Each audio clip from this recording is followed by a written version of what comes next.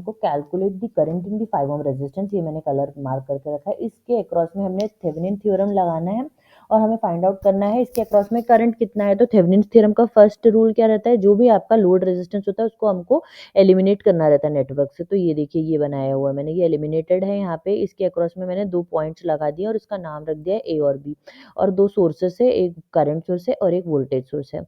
Next step है हमें RTH find out करना है। तो आरटीएच फाइंड आउट करने के लिए क्या करते हैं हम, जो भी नेटवर्क है उसमें से जितने भी सोर्सेस है उसको हम एलिमिनेट करते हैं बाय इट्स इंटरनल रेजिस्टेंस। यहाँ पे एक वोल्टेज सोर्स दिख रहा है हमको और एक करंट सोर्स दिख रहा है। इन दोनों सोर्सेस को हमको इसके इंटरनल रेजिस्टेंस से रिप्लेस करना पड़ेगा। Internal resistance of voltage source होता है 0 और इंटरनल रेजिस्टेंस करंट सोर्स का होता है इनफाइनाइट, वो हमने पढ़ा था। तो इसके अनुसार हम इस वोल्टेज सोर्स को शॉर्ट सर्किट कर देंगे और जो करंट सोर्सेस को ओपन सर्किट कर देंगे। नेटवर्क कुछ इस प्रकार से दिखेगा। हम ये अज्यूम करेंगे कि जब हमें फाइंड आउट करना था आरटीएस, तो जो भी लोड रेजिस्टेंस है जहाँ से हमने निकाला है उस एंड से हमको नेटवर्क के अंदर you have to again dive in and you have to identify कि कौन से रेजिस्टेंसेस पैरेलल में है या सीरीज में है, और उसका इक्विवेलेंट आरटीएच फाइंड आउट करना रहता है। तो मैंने क्या किया है यहाँ पे, ऐसे अज्यूम कर ले कि एक करंट सोर्स इस टर्मिनल के अक्रॉस लगा हुआ है और 2 करंट्स ऐसे अलग अलग फ्लो हो रही हैं। तो इससे मुझे समझ में आ रहा है कि ये 2 ओम्स और ये 12 ओम वाले रेजिस्टर्स सीरीज में कनेक्टेड है, और इन दोनों सीरीज के कॉम्बिनेशन में यानी कि 14 ओम्स रेजिस्टेंस हो जाएगा इन दोनों का कॉम्बिनेशन। इसके साथ में ये 10 ओम्स पैरेलल में कनेक्टेड है। तो वही मैंने यहाँ पे सॉल्व किया हुआ है। ये 14 ओम्स हो गया और ये आरटीएच हो गया। ये यहाँ पे नेटवर्क मैंने इसको और सॉल्व किया है, मतलब 12 और 2 यानी कि 14 ओम्स, और ये 14 और 10 पैरेलल में कनेक्टेड है। तो ये हमारा फाइनल आरटीएच 5.833 आ रहा है।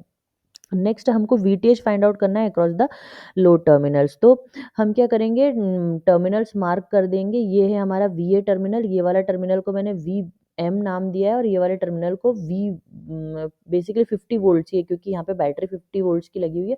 तो ऑब्वियसली यहाँ पे जो इस वाले पॉइंट पे इस टर्मिनल पे जो वोल्टेज आएगा 50 वोल्ट ही होगा वो।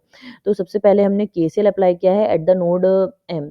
तो जब हम केसीएल अप्लाई करते हैं तो हमको केसीएल का प्रिंसिपल भी पता है कि हम क्या करते हैं कि जो भी नोड है जिसको भी हमने प्रिंसिपल नोड अभी मान लिया है एम के लिए, तो उसके रिस्पेक्ट में हम उसका करंट इक्वेशन लिखते हैं, यानी कि जितने भी करंट है, because KCL is based on the conservation of charges. तो the total net charge at the particular terminal is 0। तो उसके अनुसार हम ये अज्यूम कर सकते हैं कि एक करंट ये ब्लू लाइन से मार्क किया, ये एक करंट इस तरफ फ्लो हो रहा है और एक करंट इस तरफ फ्लो हो रहा है, और एक करंट इस वाले करंट का नाम I1 दिया हुआ है और इस वाले करंट का नाम I2 दिया हुआ है।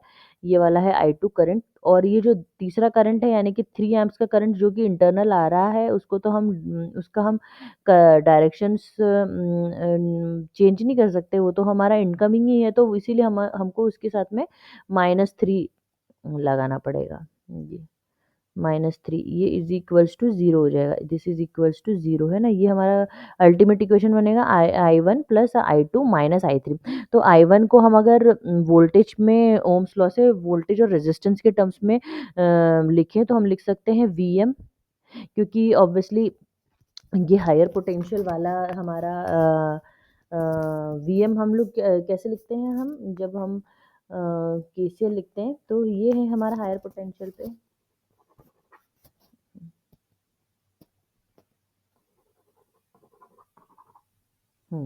ये यहाँ पर, हाँ ये है हमारे हायर पोटेंशियल वाला VM हमने एज्यूम किया। तो ये इक्वेशन हो गया आपका VM -50 डिवाइडेड बाई 12, क्योंकि इसके साथ में एसोसिएटेड रेजिस्टेंस कितना है 12 ओम्स का, क्योंकि करंट हम एज्यूम कर रहे हैं आउटवर्ड्स फ्लो हो रहा है। तो हायर पोटेंशियल से लोअर पोटेंशियल की ओर करंट फ्लो होता है, तो VM हायर पोटेंशियल पे लिए इसलिए उसके साथ पॉजिटिव साइन, और 50 ओम्स उससे कम है इसलिए -50 डिवाइडेड बाई 12। सिमिलरली हम अपोजिट साइड I2 करंट को कैसे लिख सकते हैं, VM -VA डिवाइडेड बाई 2, और जो थर्ड है 3 एम्पियर्स वाला करंट है वो तो इनकमिंग आ रहा है इसीलिए उसके साथ माइनस हमने साइन असाइन किया, इक्वल्स टू 0 हो जाएगा। इसको हम सॉल्व करेंगे तो हमारा सॉल्यूशन कुछ इस प्रकार से दिखेगा।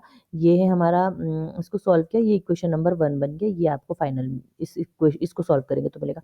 सिमिलरली हम नोड ए पे भी एक और बार केसीएल अप्लाई करेंगे। ये हमारा नोड है, इसके अक्रॉस हम केसीएल अप्लाई करेंगे तो हमको दिख रहा है कि एक इक्वेशन बनेगी VA -VM divided by 2 plus VA -50 divided by 10 is equal to 0, क्योंकि यहाँ पे और कोई सोर्स तो है नहीं इस टर्मिनल पे।